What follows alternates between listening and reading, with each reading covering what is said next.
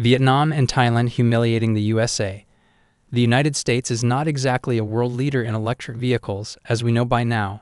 More than half of new car sales in China are plug-in electric cars, full electrics, or plug-in hybrids, and 27% of new car sales in Europe are plug-in electric cars. In the US, we are below 10%, with a drop in EV share coming recently after a long climb toward 10%. If that wasn't bad enough, the US getting solidly walloped by its peers in the transition to the electric auto industry of the future. Some South American and Asian countries have actually gone and surpassed the US in this EV market share metric. The US, the home of Tesla, the Chevy Bolt, the Ford Mustang Mach-E, is now trailing several smaller nations without big incumbent auto industries.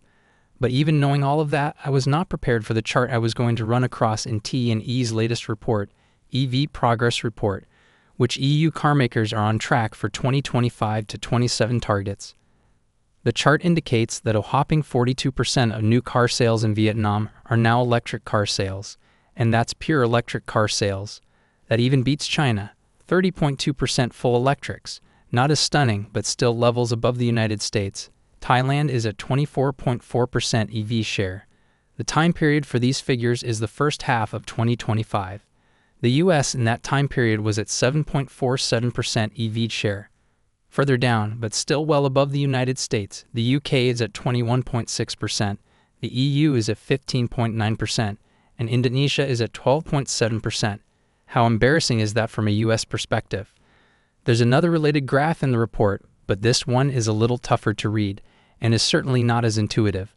So first of all, note that the size of the circles don't relate to EVs, they represent the overall size of those auto markets in the first half of 2025. So yes, don't be fooled and think the US is leading at anything. The key thing to show how well electric vehicles are doing in these markets is the color of the circles. Those colors indicate how much BEV volume growth those markets saw. As you can see, green is best with either 50 to 10% BEV volume growth, light green, or plus 100% BEV volume growth, dark green. Yes, I think they should have used two different colors for those rather than different shades of green, especially with such small circles, but it is what it is.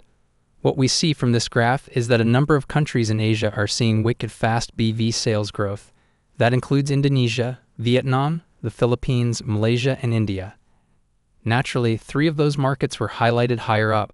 One might first think that China's EV producers are quickly spreading out in the region and bumping up these numbers, and that's partly true, but you've also got Vietnam's VinFast, Tata Motors in India, and some other non-Chinese brands doing well. I guess the good news from an American perspective is that we're not in the red, but we're certainly in the laggards camp rather than the leaders camp. Thank goodness we have many other countries now leading in this important market of the future.